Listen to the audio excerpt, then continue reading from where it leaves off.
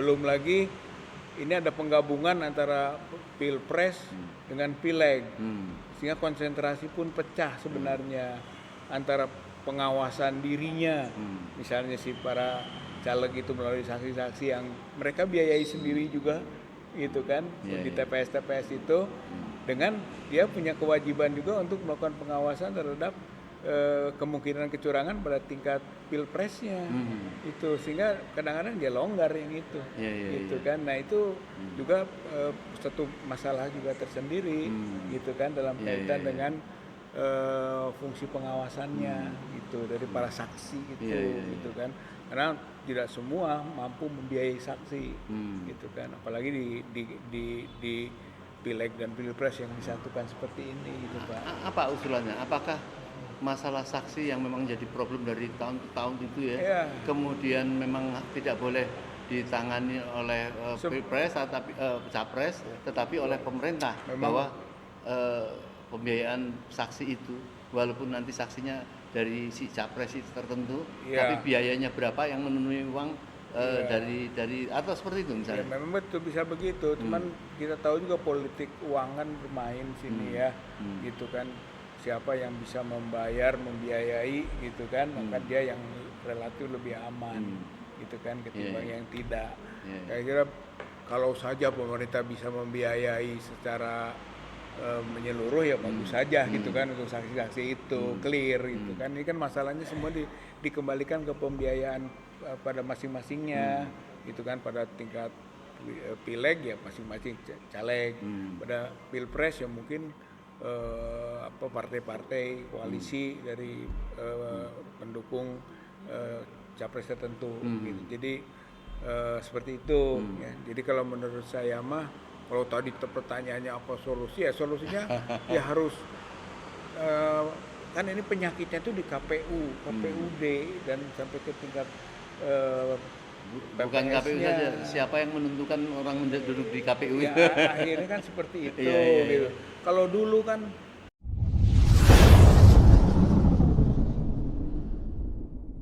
kita tangkap sekali dari Pak Marwan, karena satu yang logis sekali ya. Cuma nanti sebelum ke Pak Indra, kita kepengen juga masyarakat mendapat edukasi tentang, mungkin sudah lupa kalau kita tahu kan apa yang harus dilakukan dalam pemilih yang bersih, yang adil. Mungkin sebelum kembali kepada beliau, mungkin apa ini. Saya pada Pak Rizal ya, saya kira pengamat dalam banyak hal, karena beliau memang pengamat, penulis dan pemerhati ya masalah bangsa dan masalah politik. Saya persilakan Pak. Ya, saya berangkat dari yang disampaikan Prof. Indra tadi. Di situ ada data-data tentang kasus pemilihan umum tahun 2019, gitu ya, disebut situ kan. Saya kira itu hal yang bagus, kita harus mundur untuk maju, gitu. Jadi angka-angka itu adalah akibat, gitu kan, dari yang kemudian diindikasikan terjadi kecurangan, gitu kan. Makanya proses pembenahan, gitu kan, faktor-faktor tadi yang disebut Pak Marwan, gitu kan, sebabnya, gitu kan, kemudian juga ya harus dikaji ulang atau dalam bahasa obrolannya satu diaudit lah, gitu. Kita harus mengaudit lagi peristiwa pemilu 2019. Ini dihubungkan dengan statementnya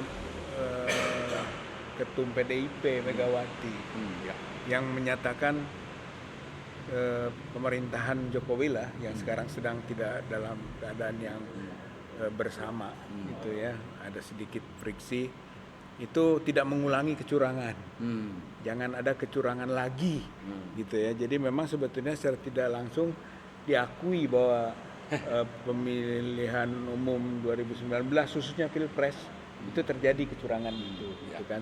Dan tentu saja kubu PDIP yang sebelum sampai kasus sekarang bersama-sama sangat mengetahui juga, gitu kan, tentang kecurangan itu. Nah, jadi jangan diulangi, gitu kan. Jadi berarti ada pengakuan lah.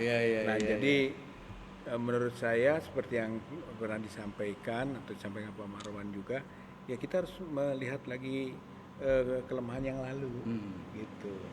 Walaupun sebetulnya tadi solusinya kata kuncinya ya Jokowi tidak cawe-cawe lagi, itu kan itu memang sudah merupakan komitmen lah, tapi itu kan bisa atau tidak bisa, gitu ya. Itu tergantung pada kekuatan pemaksa untuk bisa itu. Tapi taruhlah kita lepas semua itu sehingga di situasi yang tidak bagus, tidak ideal, masih bisa nggak kita berbuat? Mungkin begitulah yang bisa kita lakukan. Gitu ya. Ya saya menangkap sekali ya senang juga dengan Pak Marwan tadi bahwa memang oke lah kalau kayak gitu, tapi kan berarti tidak terpatok waktu karena orang yang khawatir dicurangi capres ini tadi kan berarti dia juga harus menentukan checklist apa sih yang dikhawatirkan, apa itu, dan itu harus dipenuhi dulu gitu ya. Saya lihat sebenarnya kalau seperti Megawati dengan PDIP-nya termasuk yang khawatir gitu ya. Kemudian berkoalisi dalam arti sebagai satu kekuatan pengawasan bersama atas proses pemilih Pilpres atau pemilu legislatifnya kan gitu, dan bersama kuat itu. Satu dan tiga ya, satu dan tiga bersama gitu kan untuk melakukan pengawasan pelaksanaan. Saya kira cukup bagus juga. Apalagi kalau misalnya didukung oleh masyarakat atau rakyatnya sendiri gitu kan. Jadi termasuk harus mewujudkan perangkat punishment ya. Sekarang apa yang dilakukan kecurangan, apabila dilakukan punishmentnya apa, kayak itu harus lengkap. Ya itu secara otomatis harus ada seperti itu. Ya, walaupun tidak normatif, tidak normatif ya bahwa ini harus curang, ini agak susah karena ini prosesnya proses politik sih. Ini bukan hanya proses hukum, walaupun dalam hukum tata negara gitu ya. Ini proses politik. Politik itu ada aspek-aspek yang di luar aspek normatif, gitu. Jadi ada politicking juga, gitulah ya, ada politicking-nya. Nah itu yang bagaimana mencegah itu, gitu kan. Baik, Pak Rizal. Jadi kan hak seseorang mempunyai pandangan kayak Pak Marwan ya, artinya sudah pesimis sekali seperti kayak gitu ya. Tetapi ya memang itu yang perlu ada jaminan kepada masyarakat seperti itu. Saya kira karena berangkat dari pemilu yang lalu gitu kan, dengan berbagai modus tadi, dan curang adalah hukum asasi.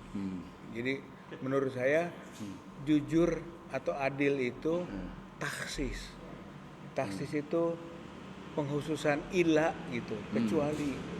Jadi suatu kerja keras yang harus dilakukan gitu Pak. Jadi hukum dasarnya curang. Itu baik itu empirik gitu kan. Memang juga faktor tadi proses politik itu.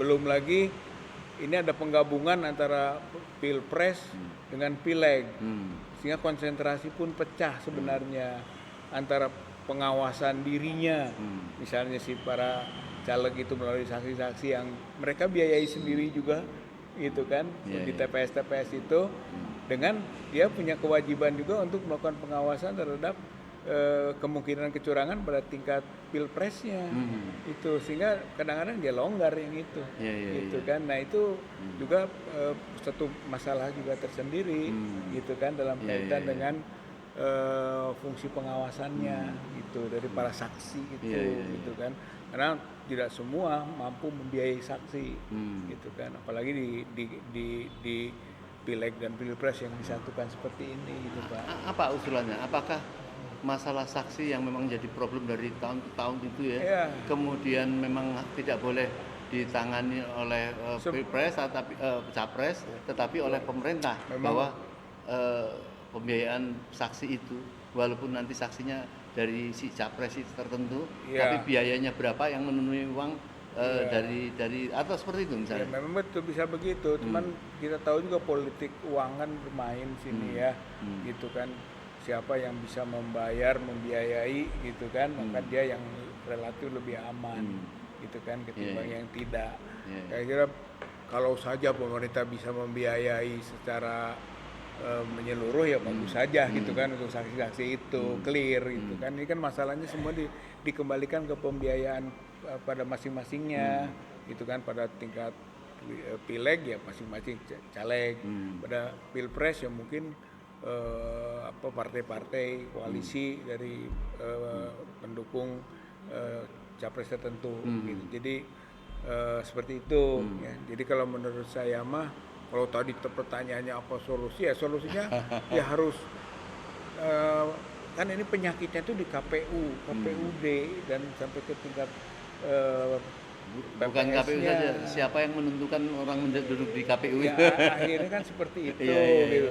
Kalau dulu kan partai-partai terlibat, Pak, gitu. Terlibat untuk pengawasan. Ya karena otomatis dia sebagai penyelenggara juga, gitu.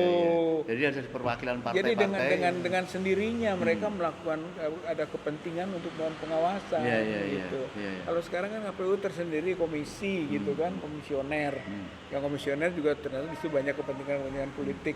Ternyata juga orang saling mendekat ke situ gitu untuk bisa sukses di pileg ini, gitu ya. Kita belum kontak ke pilpres ya. Kalau pilpres juga sangat ditentukan oleh KPU dan KPUD-nya kan untuk bisa menggolkan itu. Seperti tadi lah, C1 boleh kita rekap gitu kan, tapi kan jaminan keamanannya juga tidak terlampau bagus, dan prakteknya kan juga terjadi pemutarbalikan kan itu. Dan kalau sudah naik ke atas susah, Pak, pada tingkat yang paling bawah data-data ini gitu kan, bawa ke MK juga nanti udah nggak lagi detail kalau menurut saya mah gitu kan, udah nggak detail dia udah sulit untuk melakukan pengecekan detail gitu, dan disitulah akhirnya global tadi atau hanya fragmen saja gitu kan. Jadi memang harus dikejar sampai ke ujung sebetulnya, Pak. Pada tingkat MK-nya juga. Tapi ada peluang kalau menurut saya, misalnya pemerintah atau pihak-pihak yang berkepentingan itu menjaga MK lama, gitu kan, MK lama untuk melanjutkan pada proses pilpres pileg yang 2024, gitu kan. Jadi dia maunya begitu karena punya pengalaman positif buatnya, tapi rugi buat pihak rakyat lah gitu. Nah, itu harus dibenahi sampai ujung, Pak. Prof, jadi itu tadi yang dikhawatirkan dari dua pembicara, Pak Marwan dan Pak Rizal. Tapi saya tetap bersemangat. Ya, baik. Sebelum kita akhiri nih, Pak Rizal nih, ini saya bisa menangkap apa yang syarat-syarat sudah dilakukan. Tetapi nampaknya untuk memenuhi itu kayaknya kan saya lihat kan sulit juga. Andai kata tidak bisa terpenuhi terus seperti apa, Pak? Ya memang menurut saya harus ada perubahan mendasar ya gitu, dari paradigma berdemokrasi ini. Ya. Ini demokrasi ini domain rakyat atau domain negara, gitu kan, civil society gitu kan, atau memang etatisme gitu. Jadi kelihatannya kita ini etatisme, domain negara kuat gitu. Sehingga masyarakat aksesori, termasuk pengawasan itu bagian dari aksesori itu, gitu kan, bukan esensi, gitu. Oleh karenanya pasti itu semua yang dekat kepada kekuasaan dia berpeluang, gitu kan. Apalagi dibangun juga sistem yang kapitalistik, gitu, di mana pemilik uang, pemilik kekayaan dia lebih berpeluang, gitu kan, ketimbang yang punya kualitas tapi dia tidak punya daya dukung itu, gitu. Nah oleh karena itu pikiran mendasarnya ini adalah harus kita ubah dulu, gitu Pak. Ini mungkin ke depan kita berbicara tentang sesuatu yang ideal. Jadi bagaimana menghadapi teman-teman yang sedang bersemangat, karena kan sekarang tidak terpikir masalah itu, tetapi bagaimana menaikkan elektabilitas mereka gitu ya. Ya saya kira bisa kasihan kepada mereka, banyak yang berkualitas gitu kan, tapi dia tidak berhasil, dikalahkan oleh yang seadanya dari kapasitas, tapi dia punya kemampuan untuk tebas membeli suara, kan gitu. Karena praktek pembelian suara itu ada orang yang sudah tidak punya harapan, suaranya dijual dan diambil oleh mereka yang sedang berkompetisi di kemungkinan berhasil, gitu kan, dalam urutan-urutan ataupun antar partai bisa kemungkinan begitu, Pak. Masukan supaya terpenuhi syarat-syarat itu yang dibutuhkan untuk pengawasan secara dianggap mampu oleh masyarakat, apakah DPR diingatkan kembali, apakah kemudian polisi dan TNI, karena saya lihat kemarin itu ada penandatanganan antara Polri dengan untuk supaya mereka tidak berpihak. Apakah itu belum cukup? Tidak cukup gitu ya, itu karena kita juga demokrasi formalistik gitu, banyak aspek-aspek formal saja yang dibangun, tapi sebetulnya tidak netral, kan harus netral aparat, tapi kan prakteknya digalang, bahkan terang-terangan gitu kan, sehingga ada dasolen dasain lah gitu ya. Oleh karena itu mungkin meminimalisir saja yang menurut saya bisa kita lakukan dalam sistem yang seperti ini. Nggak bisa maksimal gitu, nggak bisa rakyat masyarakat berbuat gitu, karena tadi domainnya ada di domain negara gitu, sistemnya kapitalistik, sistemnya etatisme gitu, dan pemilu berada di ruang demokrasi seperti itu gitu. Jadi kalau menurut saya minimalnya apalah yang bisa dilakukan. Jadi gitu. Kalau tidak mau memenuhi apa syarat-syarat seperti itu sulit, kita akan tetap dalam posisi yang antara mereka yang kuat dengan yang lemah, gitu. Yang lemah tetap lemah, itu nggak bisa dia bangkit dan bisa mandiri dalam sistem pemilu begini. Ya, oleh karena itu solusi yang tadi disampaikan Pak Marwan, kita mulainya justru dari atas, gitu, kepala. Gitu, karena ini ya menurut saya ini karena ini busuk gitu. Jadi sistem ini sistem busuk, dan busuknya ikan dari kepalanya.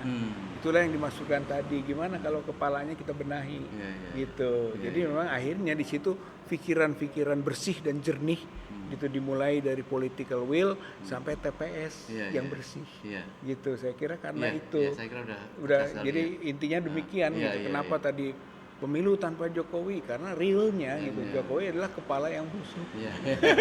Prof, baik, insya Allah kita akan ketemu lagi. Tapi sebelumnya mungkin ada yang mau tambahkan Pak Izzat sedikit. Saya kira ada karena tadi saya berangkat dari domain negara dan domain rakyat, dan rakyat harus semakin kuat. Maka kekuatan rakyat yang dibangun kan, bahasa politisnya kan people power, gitu ya. Ternyata people power itu bukan hanya digunakan untuk menurunkan seorang presiden misalnya, bisa juga people power digunakan untuk melakukan proses seperti ini, gitu ya, yaitu rakyat yang bukan mobilisasi tapi partisipasi, gitu kan, maksimum sebesar-besarnya kita gerakkan untuk melakukan partisipasi di proses pemilu, sehingga ada kekuatan psikologis bagi pihak-pihak yang akan melakukan kecurangan tadi, gitu kan, akan berhadapan dengan kekuatan rakyat ini, gitu, proses. Kalau itu ternyata juga terjadi, berarti kekuatan rakyat akan membuktikan di waktunya pemilu itu, dan akan terbukti pula ketika pascanya, gitu. Saya kira bangunan ini, gitu ya, adalah satu fenomena yang mungkin juga bisa terjadi ketika melihat distrust, gitu kan, kepada kekuasaan yang ada, gitu kan, berangkatnya kan dari kecurigaan ini. Tadi kan asumsinya begitu, hukumnya curang dulu, kecuali gitu, kecuali kalau kita bisa melakukan upaya yang jujur dan adil, gitu. Jadi people power kalau saya lihat, Pak, people power dalam makna yang bisa dilakukan dalam proses yang linier, yang linier ini kan pemilu itu linier, sedangkan yang pemakzulan misalnya itu unlinier, gitu. Jadi bagaimana people power bisa berspektrum luas, dan bisa memberi dampak yang positif bagi kebaikan. Termasuk pengawasan maksudnya. Termasuk pengawasan. Dari people power itu tadi. Jadi isu people power itu bukan hanya penurunan seorang pejabat publik, tetapi juga seperti ini, Pak. Ya. Baik, Mas Rizal. Saudara sekalian, saya melihat dari pembicaraan sebentar dari 3 pembicara tadi, nampaknya kok bisa terurai ya yang dikhawatirkan terjadi polarisasi. Tetapi yang terpenting sekarang ini tentu kedua paslon, dua capres yang khawatir dicurangi oleh tertentu, atau bahkan beliau tadi menyampaikan Prabowo pun juga ada khawatir. Jadi kekhawatiran ini menarik ini. Ketiga-tiganya kan berarti sama-sama khawatir. Nah, saya kira mungkin ini yang harus sebelum masanya Pilpres itu terjadi tos-tosan lah. Artinya terjadi sepakat bahwa oke ya, ini pokoknya apa yang harus dilakukan seperti ini. Kalau sampai terjadi penyimpangan ya berarti begini-begini. Jadi aturan kesepakatan itu sedikit juga beban moralnya Prabowo adalah dia dahulu dicurangi, sekarang dia masuk dalam domain yang bisa berada di ruang subjek kecurangan. Itu ini dilema kalau juga itu. Dengan asumsi dulu Prabowo dicurangi oleh katakanlah ini Jokowi. Kalau sekarang kan Jokowi dengan Prabowo, ya artinya banyak faktor lah. Ya banyak faktor. Oke, saya kira itu cuma joke di terakhir ini. Terima kasih Prof. Saya berharap saya berharap insya Allah kita akan bisa melakukan masukan-masukan ini dan tidak ada kekhawatiran, dan semoga terjadi satu Pilpres yang yang jujur ya. Karena sebenarnya kita berbahagia juga ya, pernah 3 capres mengatakan satu putaran semuanya yang gini nih. Baik, saya kira mungkin ini yang bisa kita bincang-bincangkan pada malam hari ini. Billahi taufik wal hidayah. Wassalamualaikum warahmatullahi wabarakatuh. Waalaikumsalam.